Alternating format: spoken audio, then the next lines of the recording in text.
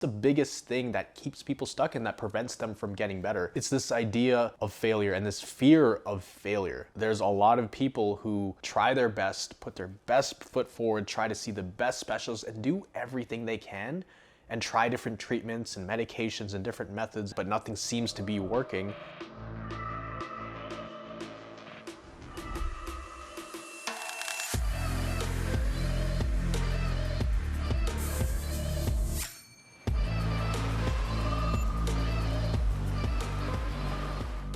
How's it going, guys? Miguel here from CFS Recovery. I run this channel to help people recover from chronic fatigue syndrome and any other hypersensitive nervous system disorder. Maybe you have a bunch of strange symptoms that you're feeling, you've been to the doctors and they can't really help you, they're not really providing you solutions. You're in the right place because I myself have gone through it for about 4.5 years and I'm here to help you. Now, today's topic is more so about mindset, and I was with my doctor the other day, very recently.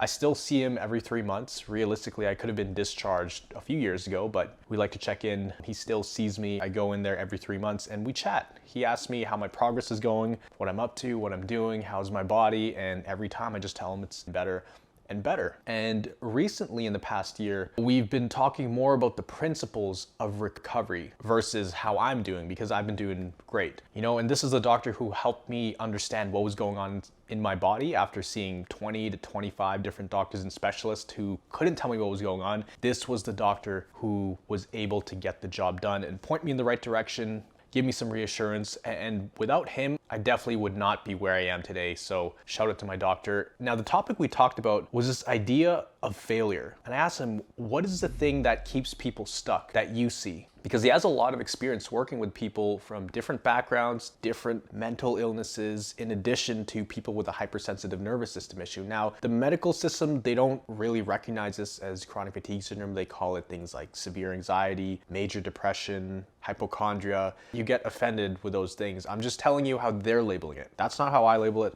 I label it as essentially a hypersensitive nervous system issue. That's what it is. But they will not know what CFS is. In fact, if you tell them what chronic fatigue syndrome is, they'll tell you they've never heard of it before. So I'm just telling you how they recognize it.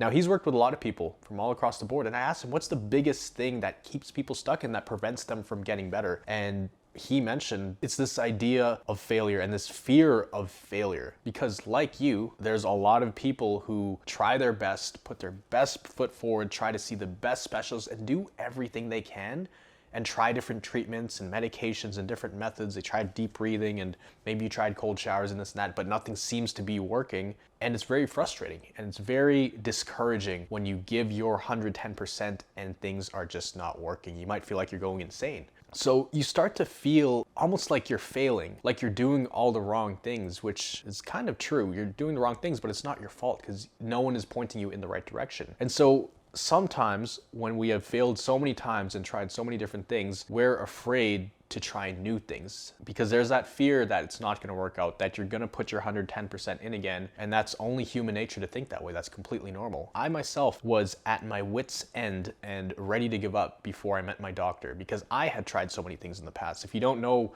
a lot about my story, I have a lot of videos on my channel. In this video up here, I break that down in depth, what I went through, how I got there, the different types of supplements and medications and treatments I tried. So me personally, I was pretty much at rock bottom and I had nowhere else to turn to. I was ready to give up. I didn't feel like the answer existed because everywhere I looked, everywhere I read online, every forum I Googled, people were saying I was going to be stuck with this forever, and that's what it felt like. And I was scared to try anything new. Not only that, my brain would not let me commit to any different methods of trying to recover until I met my doctor who broke everything down to me. And it made perfect sense and I started seeing that it was working. It's okay, I have nothing else to believe in and you're the only one telling me I can recover. You're the only one giving me hope and you're actually talking to me like I'm a human, not like I'm another 1,000 patient you're seeing for the day and you're not just trying to get me out the door. So my doctor and I were talking the other day and we both kind of came across the topic of this fear of failure. And most people see things as failure with anything, especially with recovery when it doesn't work out.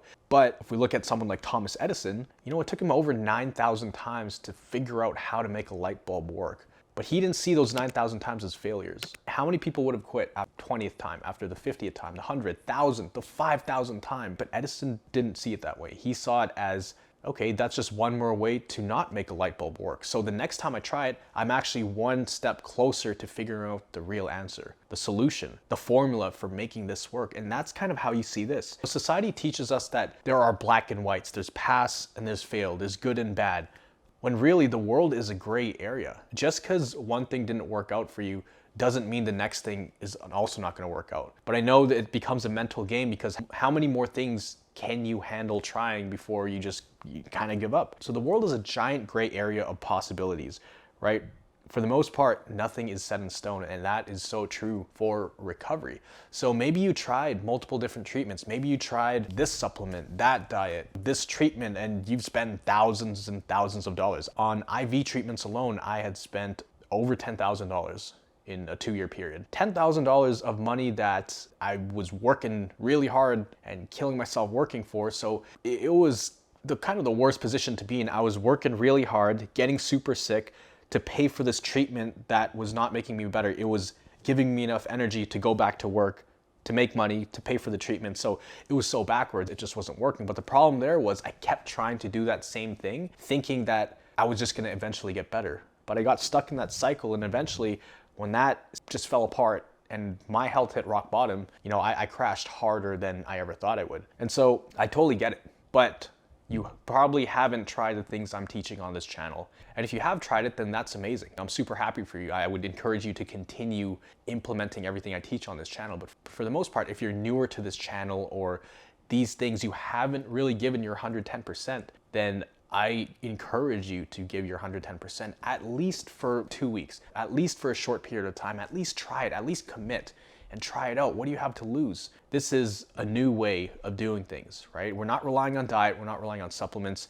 And granted, this video is specifically for people who have seen multiple doctors and specialists. You've gotten lots of tests and scans, and nothing has been showing up that explains the level of symptoms that you're feeling, and the doctors aren't offering you any solutions. Those are the people who typically come to this channel. This is usually the last resort. And I think the reason why a lot of people resonate with the things I teach on this channel so much is because I was exactly in your shoes before. I know what it's like to be in your position. So what I see from the people in Recovery Jumpstart is the people who make the most progress are absolutely relentless with brain retraining, with challenging the way their brain is running on default. The default mode right now that you're in is probably fear, worry, being scared of the symptoms, and the nervous system is essentially placing limiters on your body to stop you from adding stress to it. And so the things I teach on my channel, I encourage you to dive really deep into it, but give it a good, solid try. Keep on trying. Keep on trying, never ever give up. The worst thing you can do is sit there and accept this idea that you're gonna have this for the rest of your life.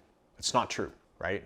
It's not true. Unless you have some other condition that is incurable, that might be a different story, but if nothing is showing up on tests, regardless of how you got this, right? Whether you had Lyme's, mold, other things, if there are no other solutions or treatments, then so in the beginning, there's a big mental hurdle that you have to kind of jump through. And for me, the way I did that was figuring out exactly what was going on in the body, because it became logical versus emotional. It was no longer guesswork. It's like, okay, I have the formula in front of me. I understand it. Now I know what to do here. I know why I'm feeling the symptoms. I know symptoms can lead to like severe anxiety, which leads to more symptoms, and this whole concept of adjustment periods and progress cycles. Everything I teach on this channel, I learned all of it from my doctor, which I've broken down into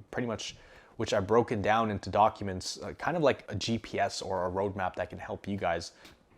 If you haven't already, click the link down below and you can access the Recovery Science Blueprint. It's pretty much all the diagrams my doctor showed me, plus a few more, and I break it down into its simplest form, because also another thing we want to do is simplify the solution.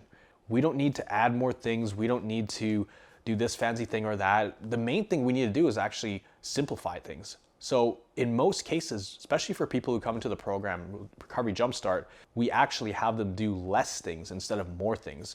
We're trying to make it less complicated, because a lot of people are trying to do this and this and this, and it's just overwhelming. And it can be really stressful just trying to keep up and try to do all the things you think you should be doing. But my best advice is look for people who have been in your shoes and have recovered and are able to communicate how they recovered to you in a way that you understand and in a way that makes sense. So you need to figure out the formula, but that makes it a lot easier to actually buy into the strategies that I teach on this channel. So the bottom line is, don't feel like all hope is lost just because you've tried 15 or 20 or 25 different things. There's people in the program who've tried tons of different things, tons of different blood tests, seen tons of different doctors, but eventually they found this program or someone else on YouTube or something that was different from everything else that they were doing, and they're getting better, they're gaining traction, and they're doing much better. I'm gonna pop some of them on the screen right now.